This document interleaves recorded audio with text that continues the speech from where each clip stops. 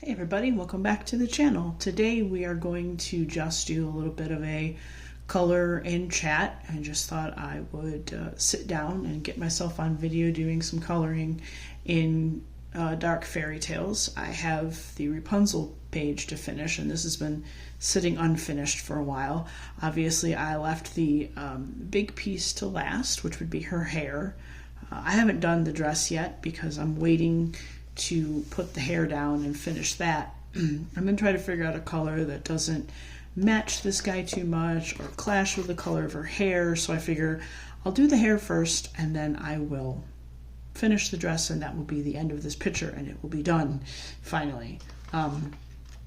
So I have the formula here for the hair figured out, and I am using Polychromos pencils for this page, and this is going to be the base of the hair is going to be cadmium yellow, and then on top of that we're going to throw down the light yellow ochre, must be hungry, ochre, and then we're going to do shading and such with the green gold. So that is the plan.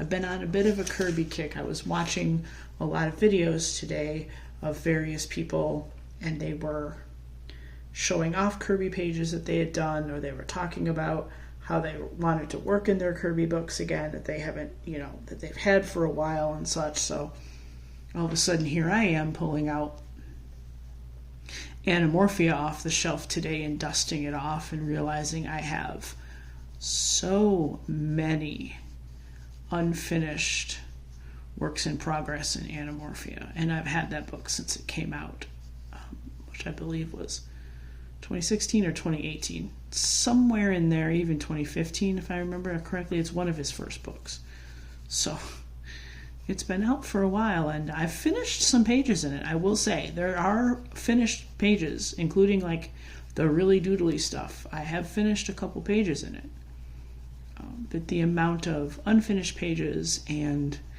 works in progress in that book are astounding. So I was working on that while I was at work today.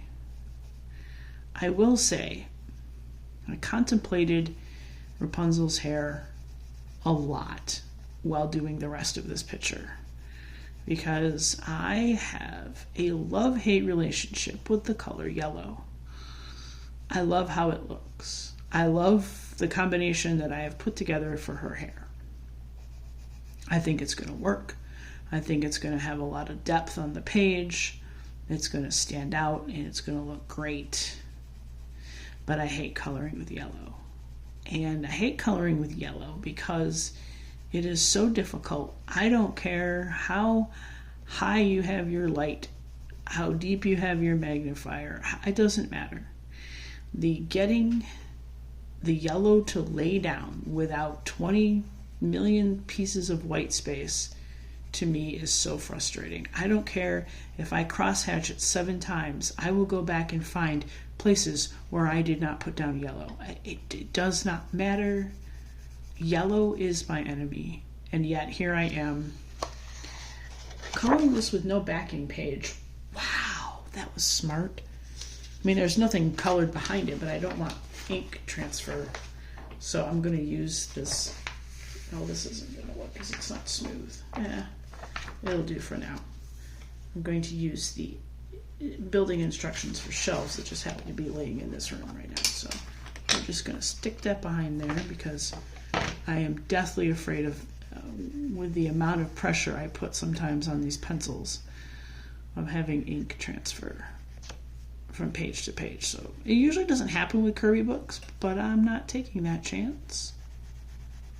So we're just gonna, I am gonna do this all, I thought about doing this like a piece at a time with all 3 colors, but I'm not. I'm just gonna go through the whole first color, then the second color, and then the shading. So I don't know how exciting this is going to be coloring wise, because I'm literally coloring reams and reams of hair. And maybe I should have brought in the Anamorphia page and you could have watched me color in a million tiny doodles. It's kind of crazy and amazing to see the progression of Kerby's books from beginning to now. It's one of the reasons why I'm really looking forward to his book that's coming out in October, or the 10th anniversary, because it's just going to have that progression. And I know someone was saying that it's also going to have pictures in it that people have colored over the years, I guess, of his pages. And that's really cool. I like that as an idea.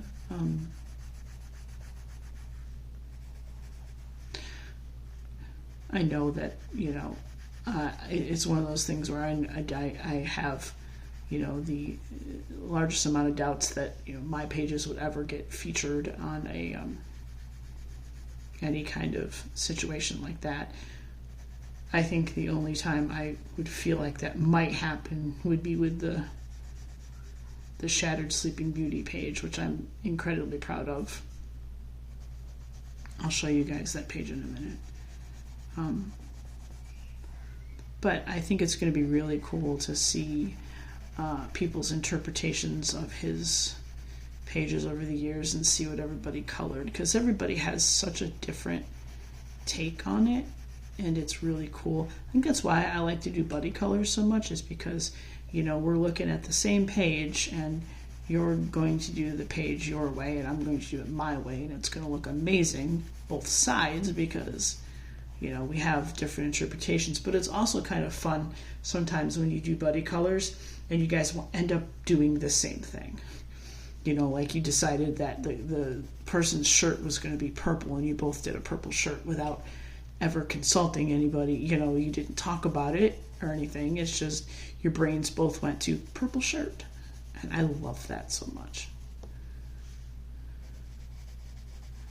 At least I did. While I did not remember the backing page, I did at least remember my pencil sharpener this time and my glove. The glove being the important piece right now. This glove is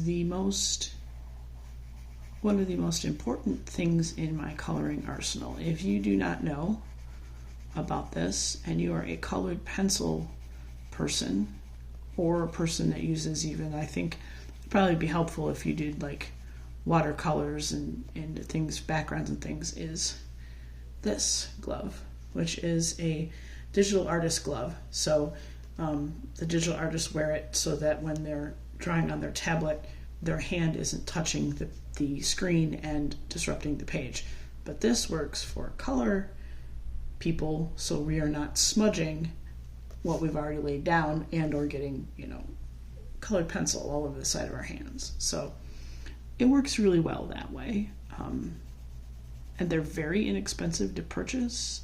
You can get them on Amazon and get them in packs of like 3 or 4 for like $5.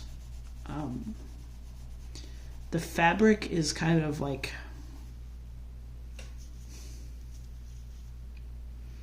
I don't know how to describe it, shiny polyester-ish type of fabric. So if your hands sweat a lot, this might make your hands sweat. I'm not going to lie. It doesn't make my hands sweat, but if you're one of those people that have problems with that, this could possibly make your hands sweat. Just a warning. But this is an indispensable tool for coloring. I think it's something that, is a perfect addition, especially too if you're left-handed and you're coloring. This would make a great addition too. And I realize I'm laying this first color down really dark, and I still have 2 other colors to go. Well, at least one other like full sweep, and then the shading is a little different. And I don't know if I'm going to actually get to the second color in this video, but we might. I don't want to keep you here for too long and babble your ears off. Trying to think of anything exciting. We're getting, we've been in the apartment here for a month, 2 months now at this point. We moved in July. And we're just now getting things settled in terms of space, like our space to live, getting storage and shelves and things set up the way we want it, and so that all of our stuff can be out and at hand. We're trying to get stuff out of the spare bedroom so that when we have a new person coming in at the end of the year, nothing is in here. Their space is theirs, it's all theirs. So we're working on that, but we got a new shelf setup done today, and I've got now, next to where my coloring table is, I have a taller shelf with more room, and it's good because I have all my diamond painting right at hand, so it's easy to get to all of my projects. I could just pull a project off the shelf. My light board is sitting there if I need it. Can't really use my light board right now in the project that I'm doing because it's canvas, and the light board isn't going to penetrate the back of the cardboard. So I can see it really well with my OutLight, so I'm not too worried about it. I haven't had any issues, but I am going to have to use the light board for the next project I'm doing for my mom. I can tell already. When I looked at the canvas the other day, I was like, oh, I'm going to need some light on that for my old eyes. I did work on the diamond painting a little bit yesterday because this is a piece that I need to have done by Christmas. So it's not very big. And the one I'm doing for my mom is only a 12 by 12. So, it's a small, both of them are small canvases. So I'm not worried about getting them done in time.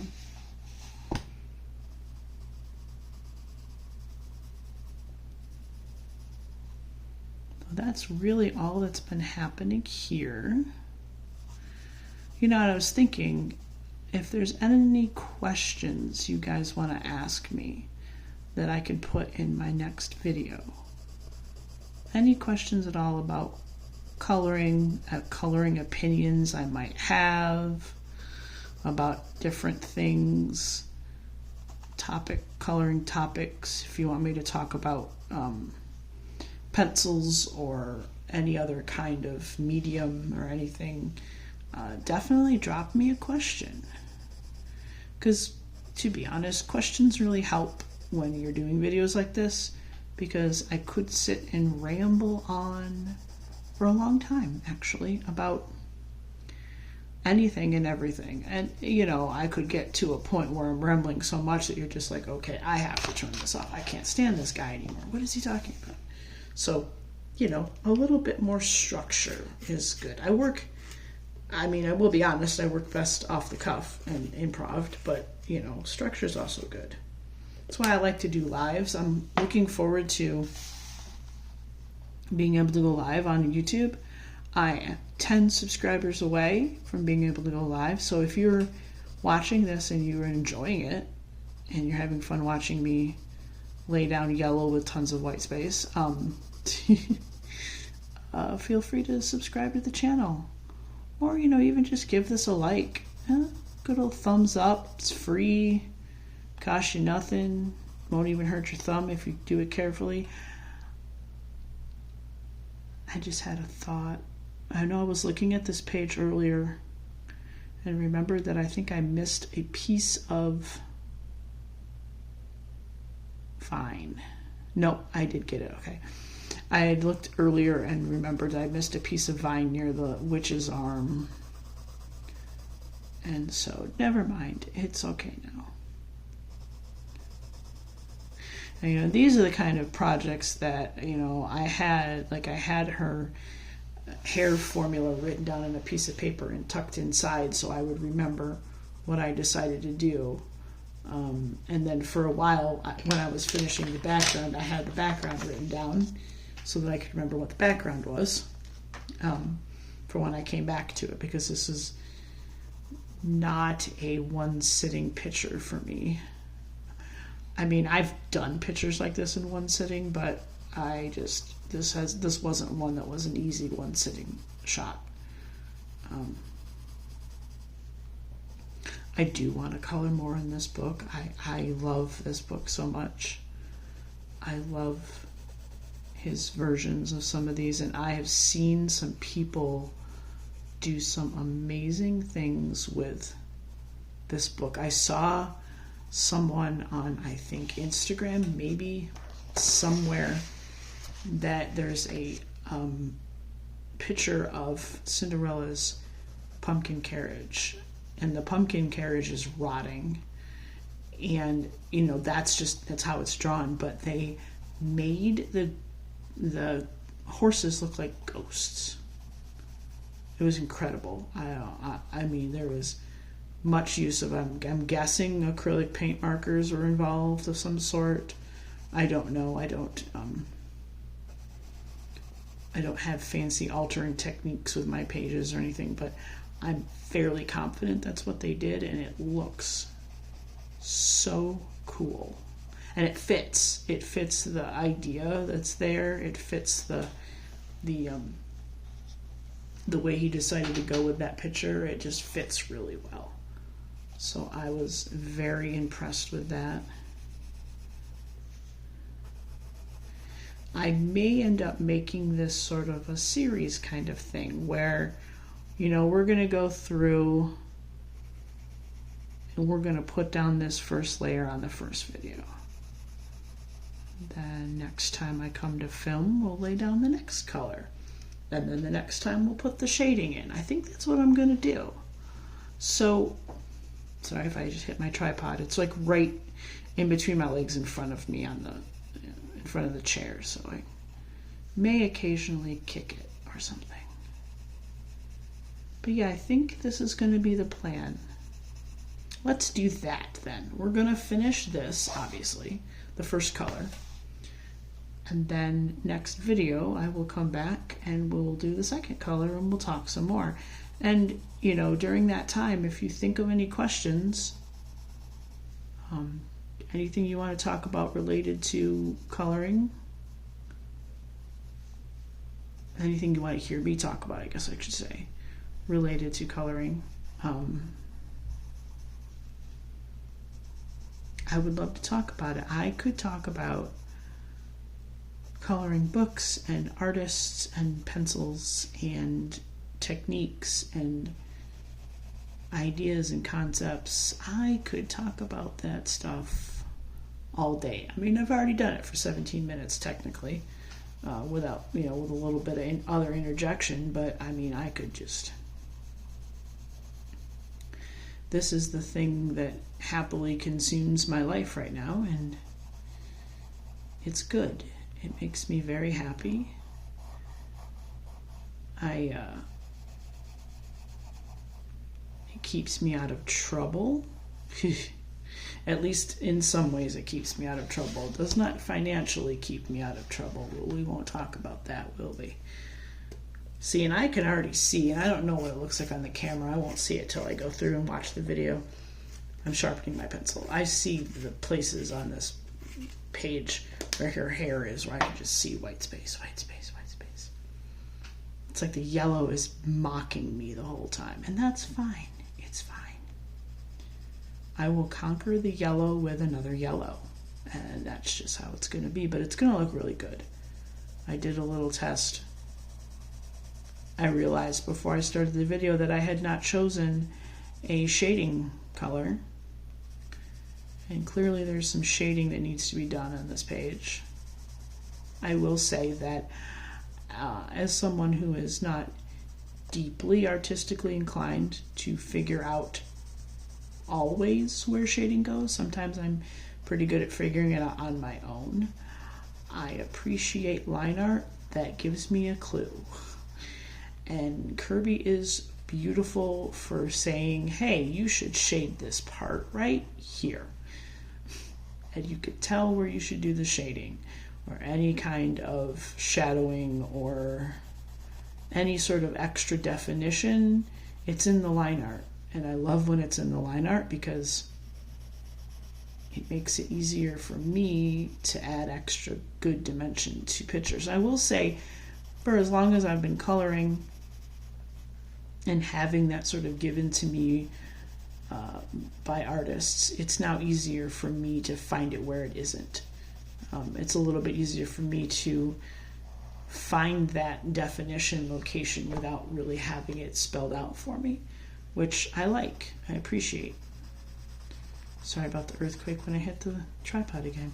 I like this setup right now, how I have the tripod. I just have to be really careful with not knocking it with my leg or with my hand when I'm moving the book around.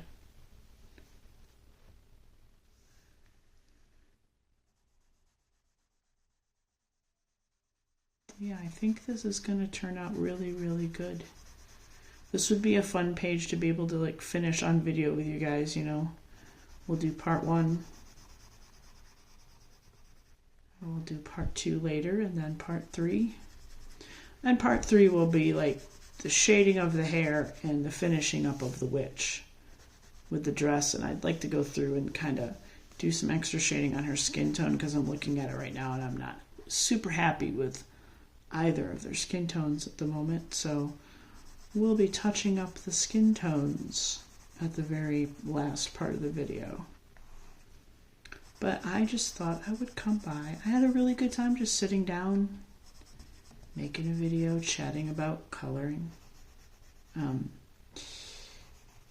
If you are new here, newly subscribed, or just stumbled upon me in your YouTube journey, my name is Declan. I've been coloring for,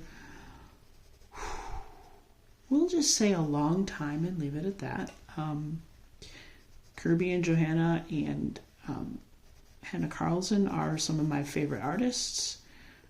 I primarily use colored pencils. I am starting to dabble in the ways of watercolor medium.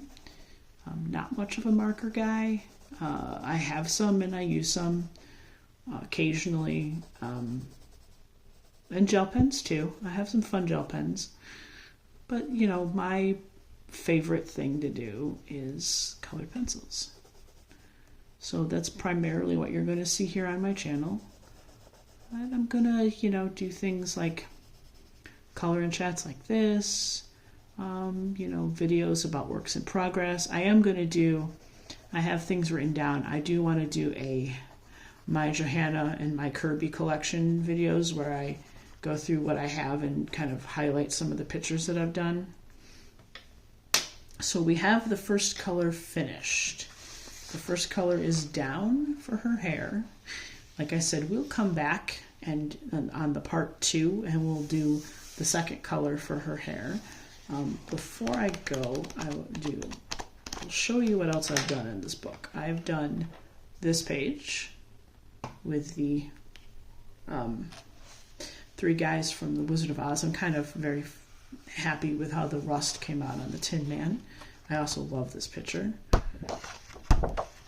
This one is my favorite, absolute favorite, and that's the Sleeping Beauty Shattered Glass effect. I will forever love this. This will probably be one of my favorite pages I've ever done in my life. I don't know if I'll ever top this. Maybe I will someday. And I think the only other one I've done, and I may go back on this and do a background. I did not do a background when I first did it, but this was the first page I did, which was the Little Red Riding Hood, which is one of my favorite pages in the book, which is why I did it first. And I'm probably going to go through and do a background because it looks a little dull without the background done. To be honest, I don't usually do them, but I'm more and more seeing the benefits of getting the backgrounds colored. So I believe that is it currently. So yes, those are the ones, and I did the front pages. The wood, this just screamed wood grain to me, so I had to do wood grain colors for that because it's the Pinocchio thing. And then I did this part. So there we have it. So this is part 1, and I will come back next time and we will get back to Rapunzel and put on her second hair color. Thank you guys so much for stopping in, and I'll see you next time.